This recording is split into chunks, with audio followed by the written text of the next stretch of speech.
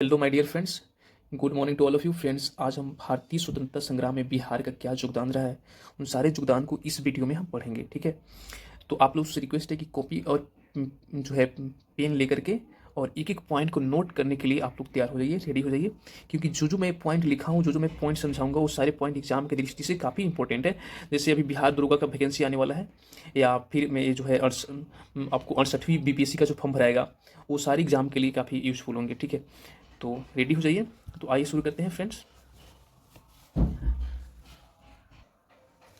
देखिए, first point दिया गया है कि 1857 ईस्वी में स्वतंत्रता आंदोलन की बागडोर किसने संभाली थी? तो बाबू कुंवर सिंह ने संभाली थी। 1857 की जो क्रांति हुआ था, उस क्रांति में बिहार में जो स्वतंत्रता आंदोलन की जो बागडोर हमारे वीर कुंवर सिंह ने संभाला था उसको। ठीक है, उसके बाद है कि कानपुर में नाना साहेब ताता टोपी के साथ बाबू कुंवर सिंह ने मिलकर 1857 के स्वतंत्रता संग्राम को का दिया, एक पल दिया। ठीक है, उत्तर प्रदेश के आजमगढ़ में बाबू कुंवर सिंह को अंग्रेजों ने पराजित कर लिया। ठीक है, उत्तर प्रदेश के आजमगढ़ जो जिला है, आजमगढ़ जो जगह है, वहां पे क्या किया, अंग्रेजों ने जो है बाबू कुंवर सिंह को पराजित कर लिया।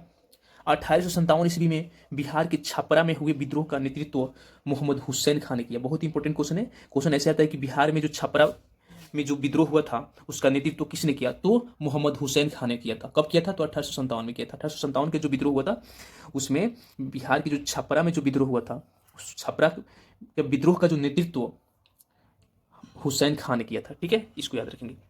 उसके बाद 1856 ईस्वी में मुजफ्फरपुर के जेल में कैदियों ने लोटा विद्रोह किया था। क्या किया था? मुजफ्फरपुर के जेल में कैदियों ने लोटा विद्रोह किया था।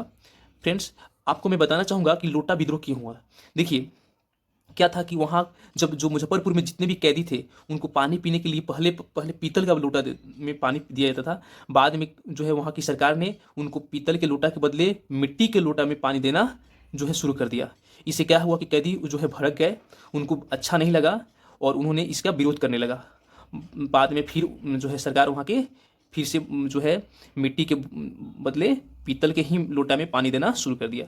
तो उन सारी घटना को हम क्या करते हैं, तो लोटा विद्रोह के नाम से जानते हैं। एक घटना जो है मुजफ्फरपुर जिला में हुआ था। ठीक है, मुजफ्फरपुर की जो जेल है, उसी में घटना हुआ था, 1856 में हुआ था। ठीक है, इसे हम जानेंगे। उसके बाद के पॉइंट है कि 1857 ईस्वी की क्रांति में पटना का नेतृत्व किसने किया था? तो 1857 ईस्वी का जो स्वतंत्रता संग्राम का जो आंदोलन जो चल रहा था, और पूरे पूरे इंडिया में चल रहा था। ठीक है ना, उस समय जो है पटना में 1857 की क्रांति का जो है नेतृत्व पीर अली खान ने किया था। किसने किया था? पीर अली खान ने किया था। याद रखेंगे, ये सारी घटना हम बिहार संबंधित घटना निकाले हुए हैं, सब बिहार संबंधित इसमें बताया गया है। ठीक है, उसके बाद है 1908 की बम कांड घटना। 1908 की बम कांड घटना फ्रेंड्स, ये घटना मुजफ्फरपुर में ही हुआ था। देखिए, 30 अप्रैल 1908 को खुदीराम बोस एवं इनके साथी जो थे प्रफुल्ल चाकी, इनके काफी गहरा फ्रेंड थे, दोस्त थे, इन्होंने क्या किया कि घटना को अंजाम दिया। ठीक है ना, उस घटना में क्या हुआ कि वो दोनों ने जो है वहाँ के जो जिला जज थे किंग्सफोर्ड, जिला जज थे जो मुजफ्फरपुर जिला के जो जज थे किंग्सफोर्ड, उनकी हत्या करने के उद्देश्य से उन्होंने उन पर क्या किया, तो बम फेंक दिया। लेकिन वो ब्लास्ट शायद नहीं हुआ, वो सफल नहीं हुआ। ठीक है, वो सफल नहीं रहा। उसके बाद क्या हुआ कि बम फेंकने के आरोप में खुदीराम बोस को फांसी की सजा दे दी गई तथा प्रफुल्ल चाकी क्या किए कि अंग्रेज के हाथ से मरने से बचने के लिए उन्होंने खुद को आत्महत्या कर ली। उनका कहना था कि हम मरेंगे तो खुद से मरेंगे, अंग्रेज के हाथों नहीं मरेंगे। ठीक है, इसलिए उन्होंने आत्महत्या कर ली और खुदीराम बोस जो है फांसी के तख्ते पर हंसते हंसते अपना जान दे दिए। ठीक है, ये घटना ही मुजफ्फरपुर में बम कांड के नाम से जाना जाता है, जो 30 अप्रैल 1908 ईस्वी को हुआ था। ठीक है, इसे हम काफी अच्छे तरीके से समझेंगे और याद रखेंगे हमेशा। ठीक है, उसके बाद है 1908 ईस्वी में बिहार जो है फिर से 1908 ईस्वी में बिहार प्रदेश कांग्रेस कमेटी का गठन हुआ था। 1908 में बिहार प्रदेश कांग्रेस कमेटी का क्या हुआ, गठन हुआ। ये तिथि को हम याद रखेंगे। क्वेश्चन ऐसे आ सकता है कि बिहार कांग्रेस कमेटी का गठन कब हुआ था? तो 1908 ईस्वी में हुआ था। ठीक है, 1908 ईस्वी में बिहार प्रादेशिक सम्मेलन का प्रथम अधिवेशन पटना में हुआ था। 1908 ईस्वी में जो बिहार प्रादेशिक सम्मेलन हुआ था, बिहार प्रादेशिक जो सम्मेलन हुआ था, उसका प्रथम अधिवेशन पटना में हुआ था। इस तिथि को भी याद रखेंगे और इस जगह को याद रखेंगे। ठीक है, उसके बाद है 1 अप्रैल 1912 को बिहार को बंगाल से अलग कर दिया गया। जो बिहार है हमारा बिहार वो 1 अप्रैल 1912 को बंगाल से क्या किया, बंगाल से अलग कर दिया गया बिहार को बंगाल से। क्वेश्चन आ सकता है कि जो है बिहार को बंगाल से अलग कब किया गया, तो 1 अप्रैल 1912 को अलग किया गया। 1913 ईस्वी में सच्चिदानंद सन्याल ने पटना में अनुशीलन समिति की स्थापना की। पटना में अनुशीलन समिति की स्थापना कब की गई, तो 1913 में की गई। किसने की, तो सच्चिदानंद सन्याल ने की। ठीक है, इस तिथि को और इस जो है डेट को याद रखेंगे। 1916 ईस्वी में पटना में उच्च न्यायालय की स्थापना की गई। पटना उच्च न्यायालय की स्थापना कब की गई है, तो 1916 ईस्वी में की गई है, हाई कोर्ट की स्थापना। ठीक है, पटना विश्वविद्यालय की स्थापना 1917 ईस्वी में हुई। पटना में जो विश्वविद्यालय जो बना हुआ है वो उसकी स्थापना 1917 में हुई थी। ठीक है, बिहार के पटना शहर में होम रूल लीग की स्थापना 1916 ईस्वी में हुई एवं इसका अध्यक्ष मौलाना मजहरुल हक को नियुक्त किया गया। जो बिहार में होम रूल लीग की जो स्थापना हुई थी 1916 में, उसका अध्यक्ष जो है, अध्यक्ष के रूप में मौलाना मजहरुल हक को नियुक्त किया गया था, याद रखेंगे। महात्मा गांधी ने 1917 ईस्वी में बिहार के चंपारण जिला में सत्याग्रह प्रारंभ किया। उस समय जो है 1917 में, 1916 के बाद 1917 में महात्मा गांधी बिहार के चंपारण जिले में क्या किया, सत्याग्रह शुरू किया। बिहार के राजकुमार जो शुल्क थे, वो उनके अनुरोध पर महात्मा गांधी चंपारण आए थे। चंपारण की उन्होंने यात्रा की और जो है क्या हुआ, यात्रा की। महात्मा गांधी नील की खेती से संबंधित तिनकठिया व्यवस्था को समाप्त करने के लिए चंपारण में सत्याग्रह किया था। ठीक है, यानी राजकुमार जो शुक्ल थे उन्होंने महात्मा गांधी को जो है बुलाया चंपारण की समस्या को देखने के लिए। उन्होंने बताया महात्मा गांधी को कि हमारे चंपारण में अंग्रेज जो है तिनकठिया प्रणाली लागू किया है, जिससे कि हमारे किसान भाइयों को काफी दिक्कत हो रहा है। ठीक है, तो महात्मा गांधी इस तिनकठिया प्रणाली को समझा और इस तिनकठिया प्रणाली को बंद करने के लिए सत्याग्रह शुरू कर दिया। ठीक है, तिनकठिया प्रणाली क्या था, यानी देखिए यहाँ पे है, महात्मा गांधी नील की खेती से संबंधित तिनकठिया व्यवस्था को समाप्त करने के लिए चंपारण में सत्याग्रह किया। ठीक है, तिनकठिया व्यवस्था को खत्म करने के लिए क्या किया उन्होंने, जो है चंपारण में सत्याग्रह किया। क्या हुआ था कि जो राजकुमार जो शुक्ल थे बिहार के, उन्होंने इसी तिनकठिया प्रणाली की व्यवस्था को देखते हुए जो है अंग्रेजों का विरोध करने के लिए उन्होंने महात्मा गांधी को बुलाया। उनको लगा कि महात्मा गांधी से ही इस तिनकठिया प्रणाली को जो हटाया जा सकता है। ठीक है, तो जब उन्होंने महात्मा गांधी को बताया, महात्मा गांधी ने उनकी बात को अच्छी से समझा, तो उन्होंने क्या किया कि अंग्रेजों के विरुद्ध सत्याग्रह शुरू कर दिए। ठीक है, तिनकठिया प्रणाली क्या था इसके भी बारे में जानेंगे। तिनकठिया प्रणाली का मतलब, अंग्रेज जो है 3 कट्ठा में 20 कट्ठा में 3 कट्ठा जो है सिर्फ नील की खेती करवाता था। इससे भूमि बंजर हो जाते थे। नील जो है वो जो है काफ़ी हानिकारक था मिट्टी के लिए, फसल के लिए। वो जो है उससे क्या होता था, जिस भूमि पर नील की खेती हो जाती थी वो भूमि बंजर हो जाती थी, उस भूमि की उर्वरक क्षमता सीधे जो है पूरा समाप्त हो जाता था और कोई दूसरा फसल नहीं हो पाता था। तो इसी का विरोध करने के लिए जो है महात्मा गांधी जो है चंपारण में सत्याग्रह शुरू किया अंग्रेजों के विरुद्ध। ठीक है, उसके बाद है 1919 ईस्वी में वर्तमान मधुबनी जिला के किसानों को दरभंगा के विरुद्ध आंदोलन करने के लिए स्वामी विधानंद ने संगठित किया। स्वामी विधानंद ने क्या किया, किसानों को संगठित किया। दरभंगा जो राज था, दरभंगा राज के विरुद्ध, ठीक है ना, किसानों को आंदोलन करने के लिए जो है स्वामी विधानंद ने क्या किया, किसानों को, मधुबनी जिला के किसानों को संगठित किया। क्या किया, तो संगठित किया। कब किया, तो 1919 में। 1918 ईस्वी के कांग्रेस के बंबई अधिवेशन की अध्यक्षता बिहार के प्रसिद्ध बैरिस्टर हसन इमाम ने की। ठीक है, इस फैक्ट को याद रखेंगे।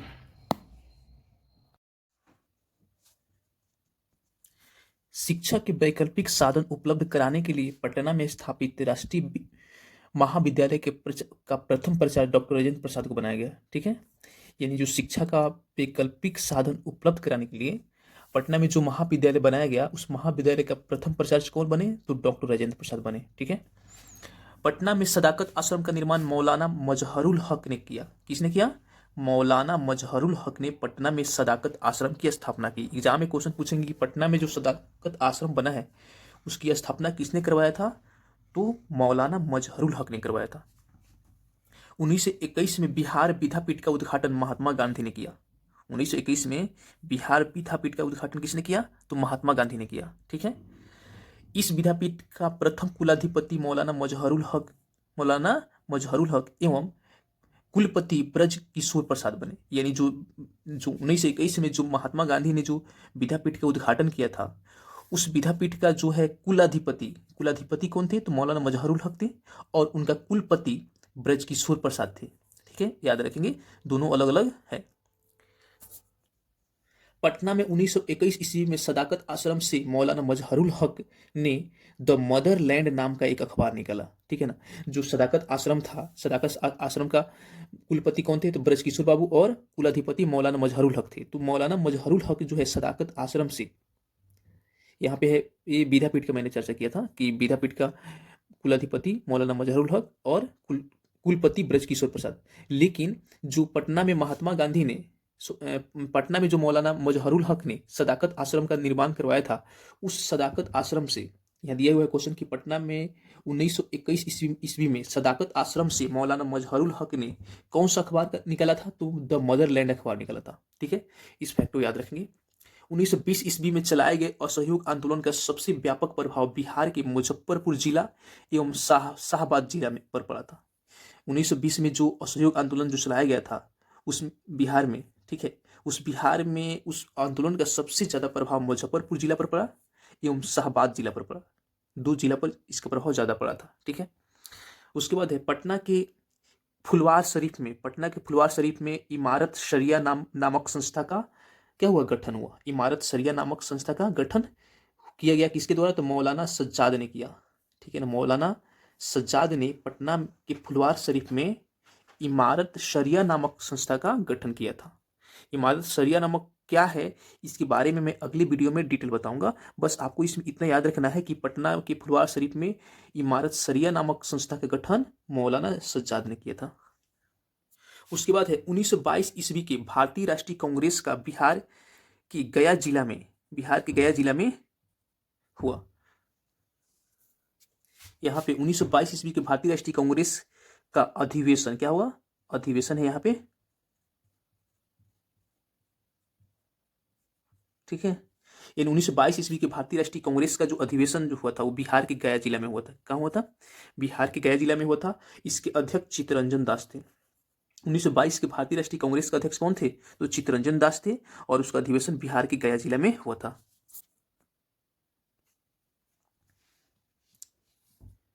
उसके बाद है बिहार में स्वराज दल का गठन फरवरी 1923 में हुआ था। कब हुआ था? फरवरी 1923 में स्वराज दल का गठन हुआ, ठीक है ना। क्वेश्चन आ गया कि बिहार में स्वराज दल का गठन कब हुआ? तो फरवरी 1923 में बिहार में स्वराज दल का गठन हुआ था। बिहार में साइमन कमीशन का बहिष्कार 1928 में अनुग्रह नारायण सिंह के नेतृत्व में किया गया था। बिहार में जो साइमन कमीशन आया था, साइमन कमीशन का बिहार मतलब कि बहिष्कार 1928 में किया गया और अनुग्रह नारायण सिंह के नेतृत्व में किया गया था। उसके बाद है बिहार में सोशलिस्ट पार्टी का गठन कब किया गया? तो बिहार में सोशलिस्ट पार्टी का गठन 1934 में पटना के अंजुमन इस्लामिया हॉल में किया गया था। बिहार में सोशलिस्ट पार्टी का गठन 1934 ईस्वी में पटना के अंजुमन इस्लामिया हॉल में किया गया था, ठीक है। याद रखेंगे, बहुत इंपॉर्टेंट फैक्ट है। उसके बाद है यहाँ पे कि बिहार में सोशलिस्ट पार्टी के प्रथम अध्यक्ष आचार्य नरेंद्र देव एवं सचिव जयप्रकाश नारायण थे। सचिव कौन थे? तो जयप्रकाश नारायण थे, ठीक है, बिहार सोशलिस्ट पार्टी की। याद रखेंगे, इंपॉर्टेंट फैक्ट है। उसके बाद है 1936 में स्वामी सहजानंद सरस्वती ने बिहार में अखिल भारतीय किसान सभा का गठन किया, ठीक है। अखिल भारतीय किसान सभा का गठन बिहार में कब हुआ? तो 1936 में हुआ। किसने किया? तो स्वामी सहजानंद सरस्वती ने किया, ठीक है, याद रखेंगे इसे। उसके बाद है 1936 में उड़ीसा को बिहार से अलग कर एक अलग राज्य बनाया गया, ठीक है। 1936 में बिहार को उड़ीसा से अलग कर दिया गया। 1936 में बिहार को उड़ीसा से अलग नहीं किया गया, बल्कि उड़ीसा को बिहार से अलग कर दिया गया, ठीक है। अलग करके एक नया राज्य बनाया गया। उसके बाद है 20 जुलाई 1937 को कांग्रेस ने श्री कृष्ण सिंह के नेतृत्व में सरकार का गठन किया। अगस्त 1942 ईस्वी में भारत छोड़ो आंदोलन का नेतृत्व बिहार में श्री कृष्ण सिंह ने ही किया था, ठीक है। देखिए, 20 जुलाई 1937 को कांग्रेस ने श्री कृष्ण सिंह के नेतृत्व में सरकार का गठन किया तथा 20 अगस्त 1942 में भारत छोड़ो आंदोलन का नेतृत्व बिहार में कौन कर रहे थे? तो श्री कृष्ण सिंह ही कर रहे थे, ठीक है।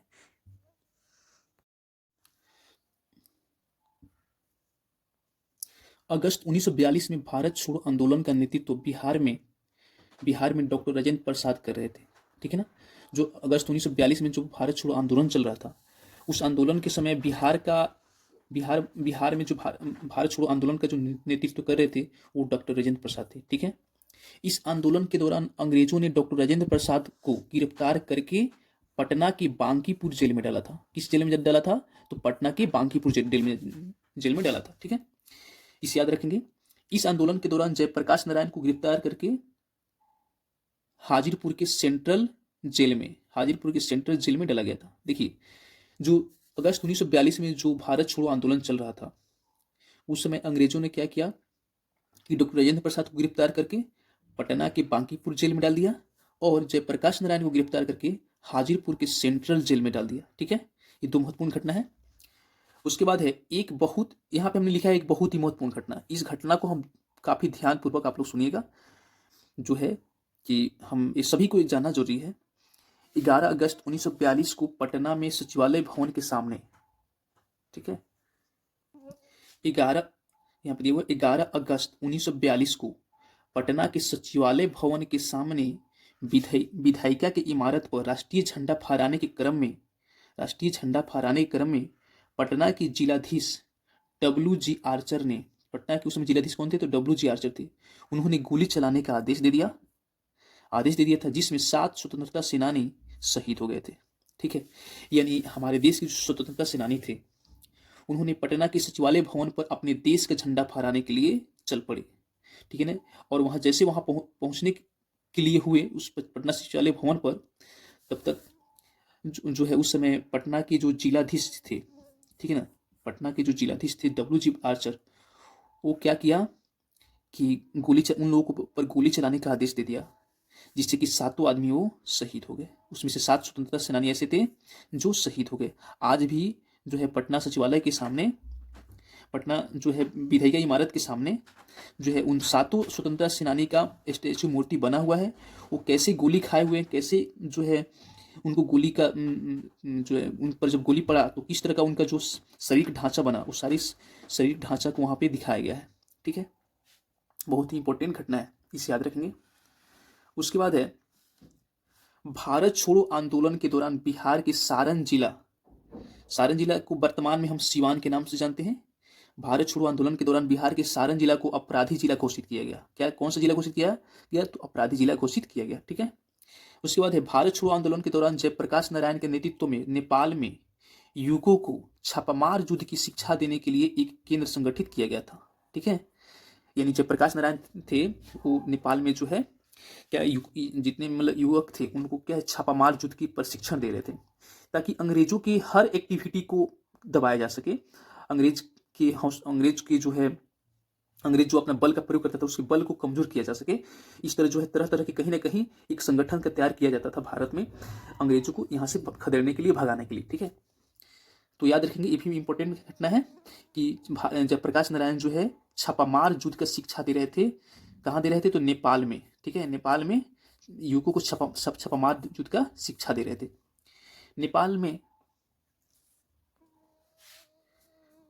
नेपाल में जयप्रकाश नारायण ने आजाद रास्ता का गठन किया था। आजाद रास्ता क्या है? तो यह विशेष रूप से तोड़फोड़ कार्य करने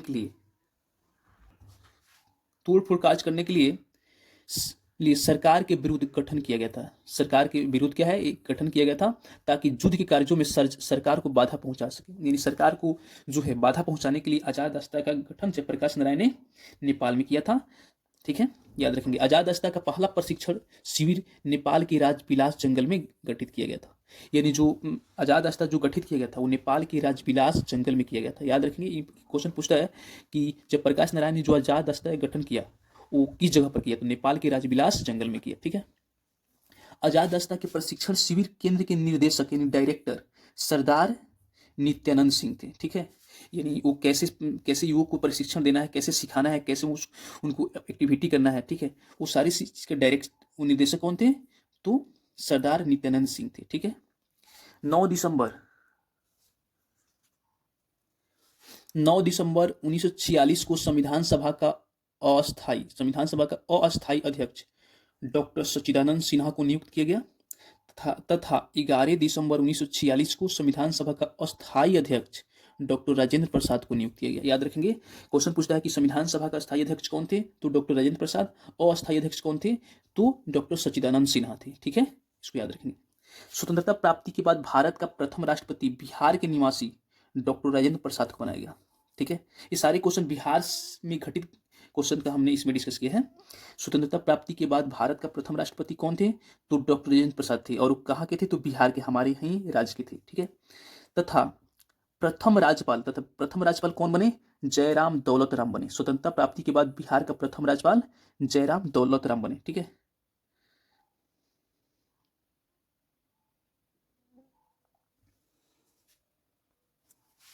स्वतंत्रता प्राप्ति के बाद बिहार के प्रथम मुख्यमंत्री श्री कृष्ण सिंह हुए। ठीक है, बिहार के प्रथम मुख्यमंत्री कौन थे, तो श्री कृष्ण सिंह थे।